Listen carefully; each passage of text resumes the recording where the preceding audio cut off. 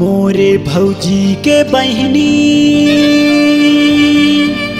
हे हे हे ला ला ला।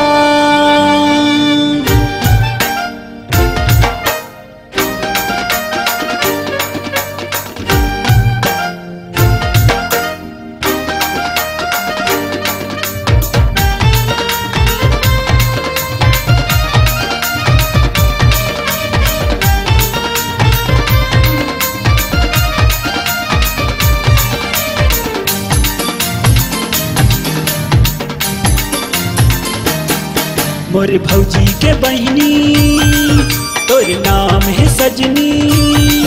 मोरे भौजी के बहिनी नाम तोर सजनी। मड़वा तारी माँ तोर इंतजार है। भैया के सारी दिलदार है समझी पूरी संग मोला प्यार है।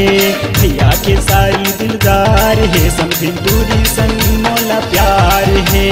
भौजी के बहिनी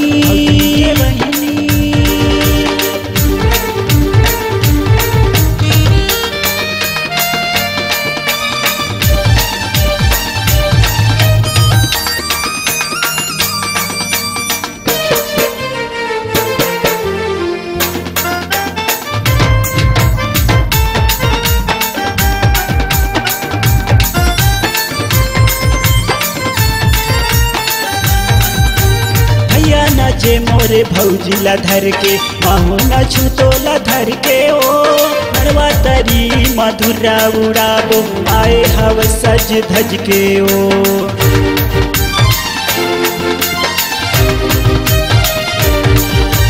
भैया नचे मोरे भौजी ला धर के माहू न छूतोला धर के ओ। मड़वा तरी मधुरा उड़ाबो आए हव सज धज के ओ। हरियर मड़वा के तारी मसमधिन हे हे हे ला ला ला। हरियर मड़वा के तारी मसमधिन राज डीजे में तोर इंतजार है। भैया के सारी दिलदार है समझी पूरी संग मोला प्यार है। भैया के सारी दिलदार है समझी पूरी संग मोला प्यार है। भौजी के बहिनी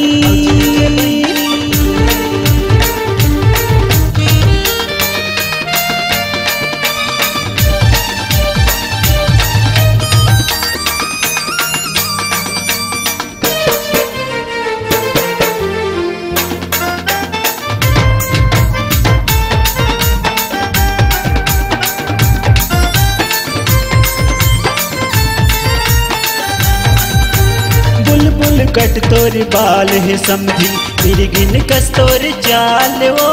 रूप रंग ला देख के मोरो मन होते बेहाल वो।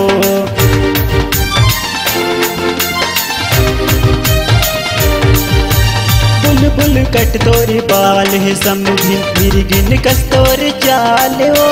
रूप रंग ला देख के मोरो मन होते बेहाल वो। तोर पाछू माहे विजय दीवाना हे हे हे ला ला ला।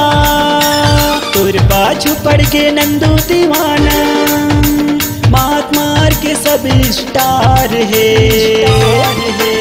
भैया के सारी दिलदार है समझी पूरी संग मोला प्यार है।